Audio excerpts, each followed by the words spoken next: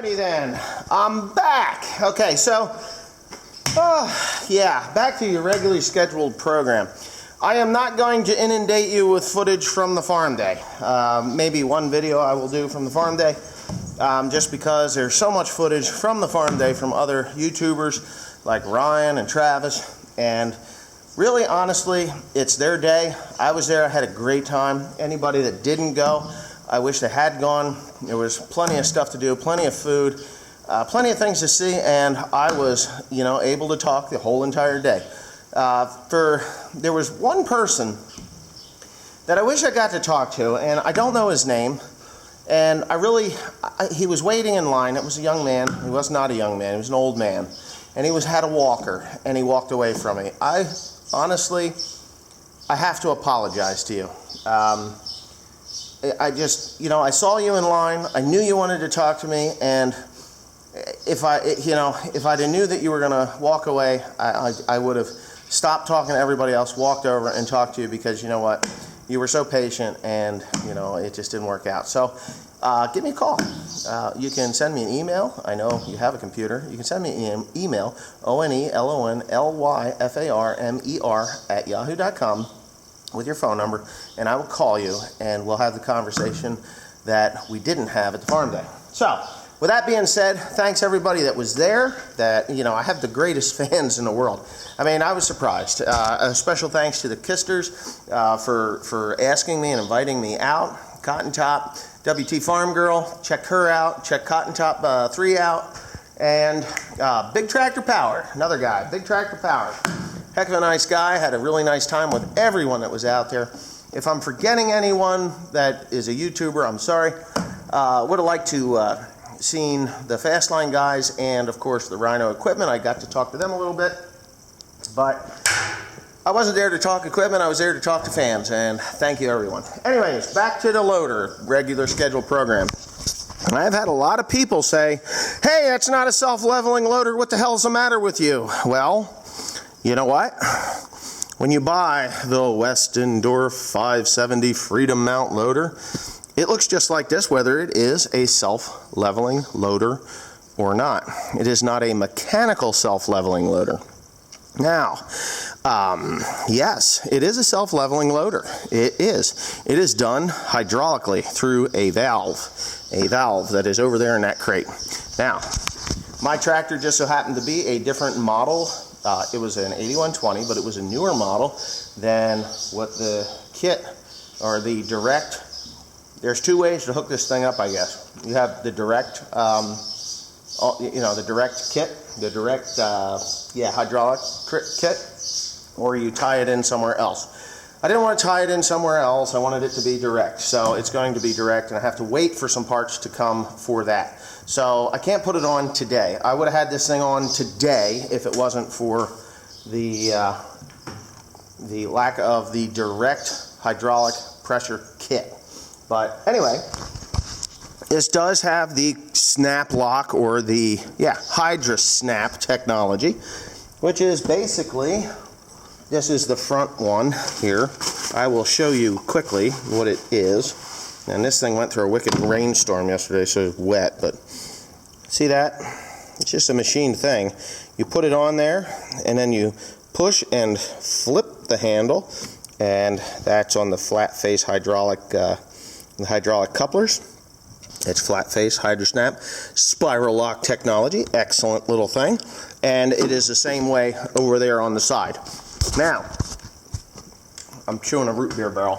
Anyway, that valve that I have, the self-leveling is all regulated through that valve. It's the same way on the skid steer. And what else do I have that's like that on? Oh, that International loader. Now, that International loader was made back in the 1970s. I think it's a 74 or 76 model. And that had hydraulic self-leveling. So if the technology is that old, I'm pretty sure that Westendorf has it pretty much perfected.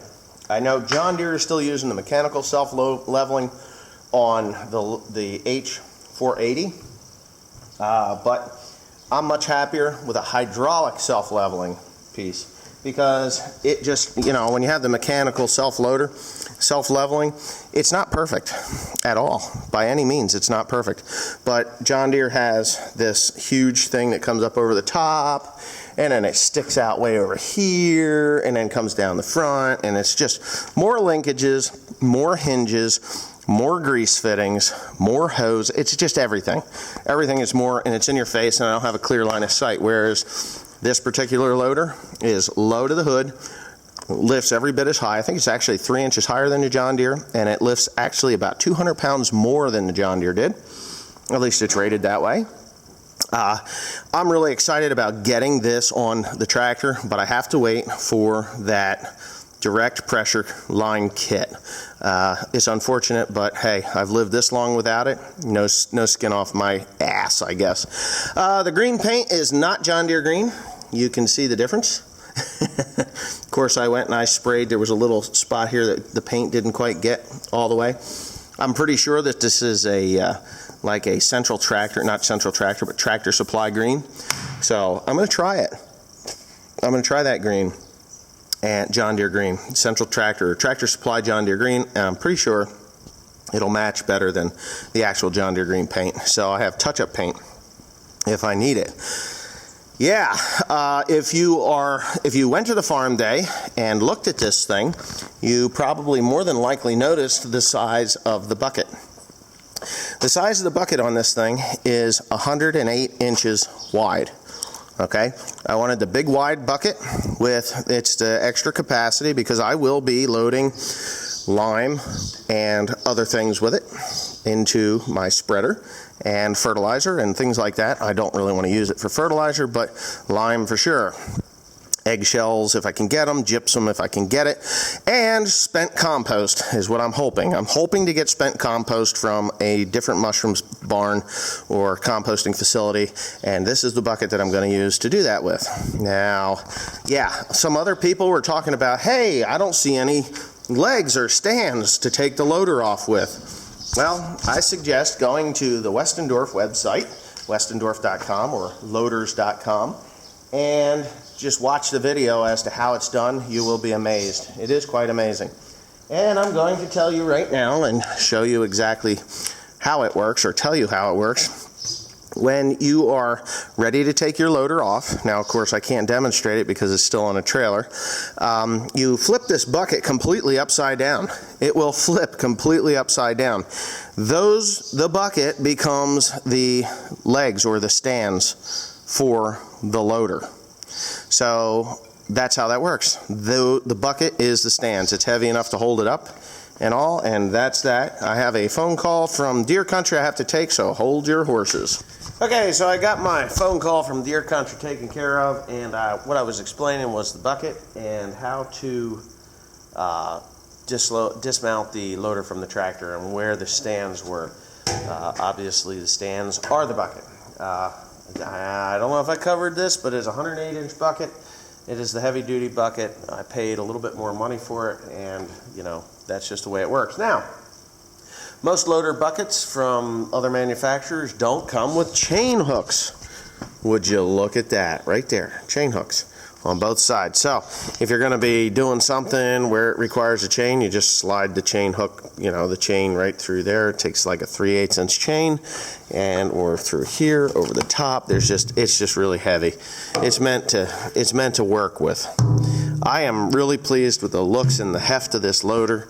Another great thing is if you own another manufacturer's loader, you're constantly looking for grease zerks that are underneath there, grease zerks that are on top here, which there are some right here and here, and I believe there's one down in here, but they're easily accessible when the bucket is laying flat. But for the most part, they're all end face grease zerks on all of the greasing points. Let me get over on the other side here real quick. Yes, right here and here. Now, yeah, this has the twist lock system. I think I explained that right there. And all the hoses and all these giblets that are down in here. The joystick gets mounted to the floor in front of the command arm on the tractor seat. So that's going to be a little bit of a trick to do that properly.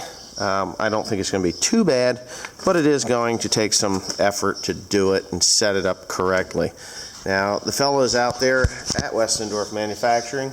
The guy that actually mounts these loaders for a living, he does a lot of other things also, but he went through with me how to mount it inside the cab and what it takes to mount it correctly with that, so that it's not crushing the rubber floor mat and all the other stuff like that. So anyway, I guess that's about it until I get this thing on the 8120. The 8120 is running back and forth right now. We're still running loads of hay home with it.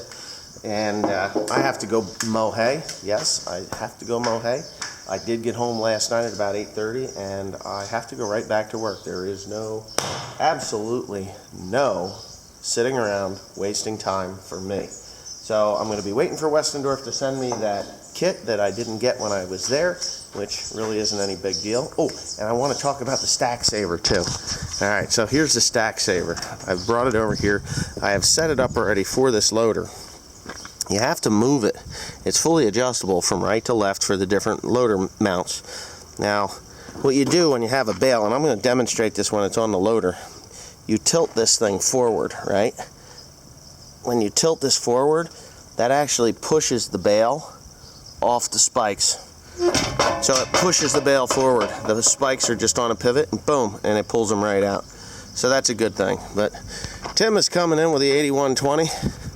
I can hear him. Let's see if he comes around the corner. My junk heap here that he didn't clean up while I was away. I don't understand why, but he didn't. But here he comes between the mowers. And I'm going to have him pull that out there to pressure washing today. Yes, pressure washing, because it's filthy. Filthy, filthy. I think it's filthy. And there he goes. That's the tractor it's going on, 8120, ladies and gentlemen. I'd just like to say thanks for watching. Please comment, rate, and subscribe for more. Thanks.